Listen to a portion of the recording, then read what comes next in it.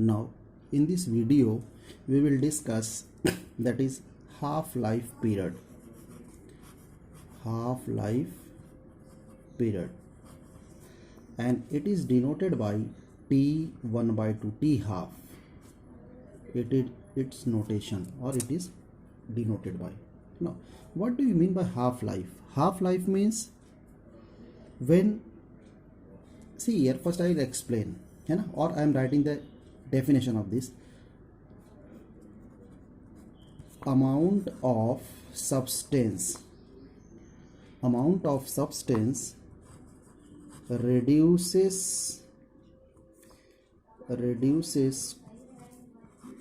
to its half. Amount of substance reduces to its half. Which amount of substance? Initial amount of substance. Initial amount of substance reduces to its half is known as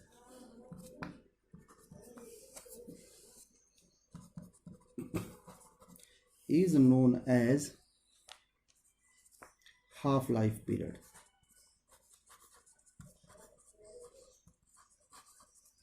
Right? That is T half. Now see, this half-life period, suppose that initially when time is 0, right? When time is 0, then a substance is its concentration, say A naught. This is the initial amount or initial concentration. And when time is t, as we studied in first order reaction, जब time t होगा तो concentration क्या था? Change होके a हो गया. This is final concentration. But here it is asked when time is t half, है ना? जब टाइम t हाफ कब होगा? ये इस समय जब टाइम t हाफ होगा तो कॉन्सेंट्रेशन क्या होगा? कॉन्सेंट्रेशन जो होगा बेटा वो इनिशियल का हाफ होता है.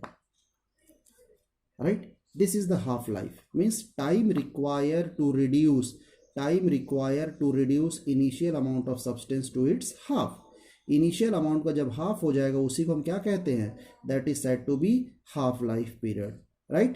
और यही एक नोटेशन है. या सिंपली एग्जाम्पल से मैं बात कर रहा हूँ. फिर से देखो, आज आपने अगर घर में 10 kg कोई भी सब्सटेंस लाया है ना, तो टुडे, तो आज की डेट को हम t = 0 ले लिए. 10 kg सब्सटेंस है और ये t यहाँ पे ये कितना हो गया? 1 kg है. कब? ये 10 दिन बाद, 10 days, है ना? और यहाँ पे ये 5 kg कब हुआ? 5 kg हो गया 2 days के बाद. तो हमारा ये कि देखो यही है, ये हाफ कब हुआ? जब 2 days. तो 2 जो हुआ ये उसका क्या हुआ? Half life period. Clear?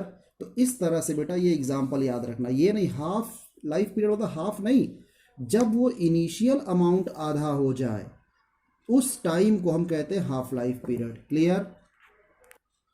Now here, अब यहाँ पे मैं क्या कर रहा हूँ? What is first order reaction? First order तो यही था बेटा, K = 2.303/T log ऑफ ये रहा initial concentration to the final concentration. Right? This is first order equation. Clear?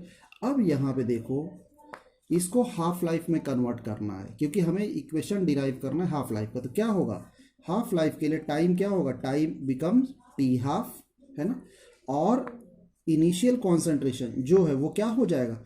Initial concentration A0/2 ये रहा. और इनिशियल जो होगा वो आपका टाइम जब 0 रहा होगा, है ना? When time is 0 then concentration is A0.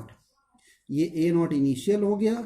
जब टाइम हाफ होगा, इनिशियल का हाफ होगा, उस टाइम को t हाफ. अब यही वैल्यू मैं पुट कर रहा हूँ फर्स्ट ऑर्डर में. देखिए यहाँ पे आपको मिल जाएगा K = 2.303/T हाफ. देखो यहाँ t हाफ करूँगा, क्यों? t का वैल्यू हाफ. तो क्या हुआ? लॉग यहाँ इनिशियल कॉन्सेंट्रेशन A0 ही रहेगा. फाइनल क्या हुआ? फाइनल हो गया A0/2. 2। अब ये ए नॉट कैंसिल हो गया, ये बेटा ऊपर चले जाएगा, हो जाएगा log 2। अब जब log 2 मिला तो यहाँ पे k का वैल्यू क्या हो जाएगा, k become 2.303 upon t half, और यहाँ log 2 की वैल्यू सबको पता है 0.3010, राइट, यही होता है ना log की वैल्यू। तो अब ये यहाँ पे पुट करो तो k is equal to 2.303 upon t half in 2.3010। Clear. अब जब इसको आप मल्टीप्लाई करते हो बेटा तो आपको मिल जाएगा यहाँ पे equation k is equal to 0.693 upon t half. This is a derivation of t half, और t half is equal to 0.693 by k, चाहे जो भी लिखो आप। Is it clear? बट ये है derive form of half life period. Is it clear to you all? Just see, right, this is first order equation से हमने half life period derive किया है, और इस पे भी न्यूमेरिकल पेपर में रहता है। अब यही फर्स्ट ऑर्डर डिराइव करेंगे, डिराइव फर्स्ट ऑर्डर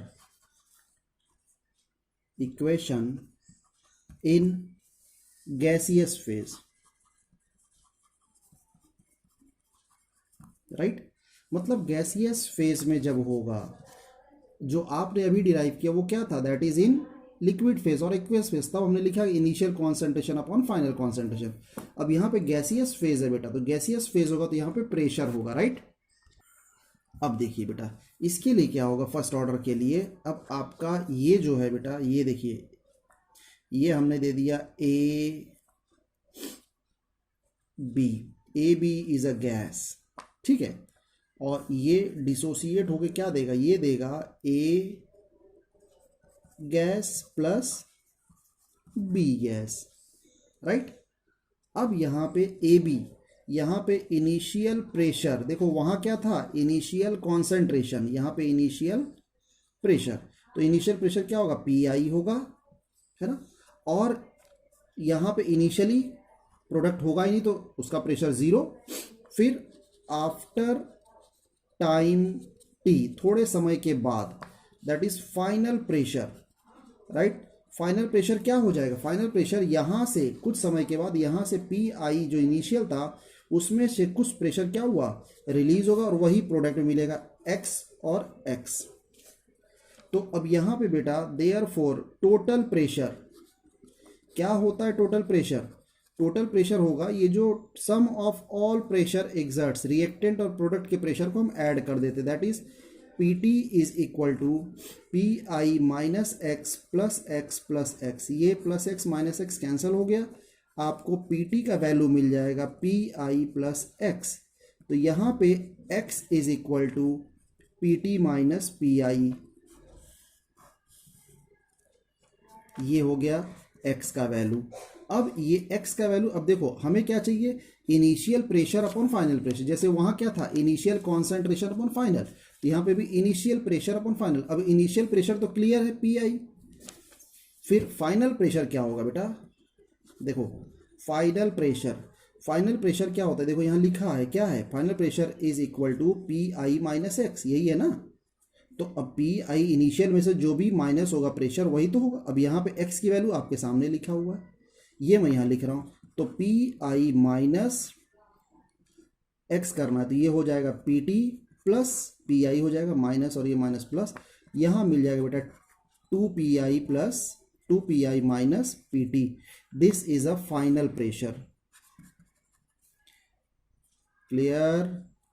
ये अब आपके पास इनिशियल प्रेशर भी है और फाइनल प्रेशर भी है, तो इससे अब आप फर्स्ट ऑर्डर लिखते हो k is equal to 2.303 upon t log of initial pressure क्या है पी आई, फाइनल प्रेशर क्या है 2 p i minus p t. ये होगा रिएक्शन फर्स्ट ऑर्डर का when reactant and product are in gaseous phase. Clear? देख लो इसको, देखो बेटा गैसियस फेज का कुछ मैं एग्जांपल आपको दे दे रहा हूँ जिससे आप प्रैक्टिस कर लेना, है ना। SO2Cl2, राइट, गिव्स क्या देगा, ये देगा SO2 गैस और Cl2 gas, right. SO2 gas Cl2 gas, इससे आपको ये इक्वेशन डिराइव करना है। सेम वही प्रोसेस है, दूसरा कुछ नहीं इसमें, है ना। एक ये, दूसरा है एजो आइसोप्रोपेन, है ना बेटा, एजो आइसोप्रोपेन। अजो का मतलब क्या होता है, अजो मतलब नाइट्रोजन, तो ये अजो N double bond N, right, this is azo. अब इसमें आइसोप्रोपेन, आइसोप्रोपेन ये रहा ये रहा, क्या होता है आइसोप्रोपेन, आइसोप्रोपेन ये CH एंड CH3 ट्वाइस, यहाँ बेटा CH3 twice, this is azo isopropene. इस एसो आइसोप्रोपेन को, है ना, दिस इज एजो आइसोप्रोपेन।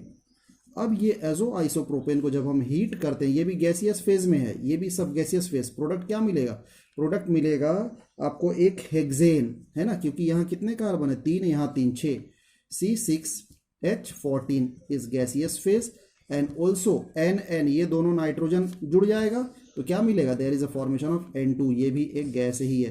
तो रिएक्टेंट और प्रोडक्ट जब गैसियस फेज में होंगे तो वहां पे हम लोग क्या करते हैं, वहां पे हम अप्लाई करते हैं गैसियस फेज का। क्लियर, ये formula, initial pressure upon 2Pi minus PT। Clear, देख लीजिए इसको।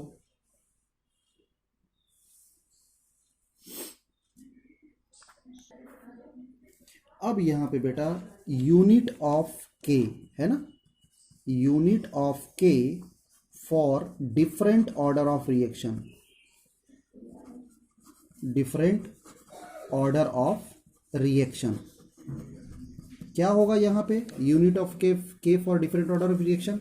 जैसे कि देखो आपको first order, second order, zeroth order, nth order तक है। अब किसका किसका यूनिट ऑफ के आप याद रखोगे, सो दैट इसके लिए ये कॉन्सेप्ट है बेटा, rate is directly proportional to concentration of reactant होता है, राइट, और इसका जो पावर होगा वही ऑर्डर होगा। अब यहाँ पे देखो रेट क्या होगा, रेट जो होता है that is dA/dt is equal to K into concentration of A, है ना, ये आपका रेट का फॉर्मूला है, रेट इज इक्वल टू, है ना। अब यहाँ पे जो भी पावर होगा, राइट, यहाँ पे हम जो भी पावर है N अगर लिख दिया हमने, तो यहाँ पे जो भी पावर होगा, सपोज दैट हम ऑर्डर फर्स्ट कह रहे हैं, नहीं 0 ले लो पहले, अगर हमने 0 ऑर्डर कहा तो 0 ऑर्डर के लिए, है ना, 0 ऑर्डर के लिए क्या होगा, 0 ऑर्डर के लिए ये जो dA है ना, concentration upon dt is equal to K into A का पावर क्या हो जाएगा बेटा, A का पावर 0। तो कोई भी ब्रैकेट में है, कोई का पावर 0 क्या कहलाता है, दैट इज इक्वल टू 1। तो यहाँ पे A का पावर 0 इज ऑलवेज 1, तो यहाँ पे K क्या मिला, K is equal to dA/dt, ये रेट। अब यहाँ देखो K dA, A is a concentration, initial है ना, ये रिएक्टेंट, रिएक्टेंट मोल पर लीटर पर सेकेंड।